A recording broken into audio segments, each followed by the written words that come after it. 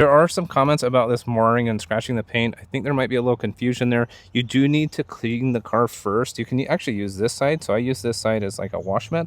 So you got to wash the car completely first. So it needs to be free of debris and it needs to be clean before you move on to a clay bar. So you wouldn't just have a dirty car and then start doing a clay bar on it, right? You're going to clean it and decontaminate it as much as possible first before you start using this side. This will pick up bigger pieces of the debris. That's why you need to make sure your car is clean first. But we've used this across multiple of our vehicles: white, red, blue, burgundy, all of them. We haven't had any issues with them. We even use it on black as well. So just make sure you're following the steps properly. You're out of direct sunlight, you're in the shade, and then this, you want to make sure you're rinsing it off after. The other important step here as well to avoid scratching and marring is you do want to go back and forth in straight lines, and you want to use plenty of lubrication. You don't want to go in big circles, because if you do have debris in there or maybe you didn't get some off, that might add a little bit of scratches in the clear coat. But don't worry about it. This thing is super nice. We've used it dozens of times across multiple vehicles, but you just go back and forth in straight lines until the area is nice and clean, and then just make sure that the car is free of debris. So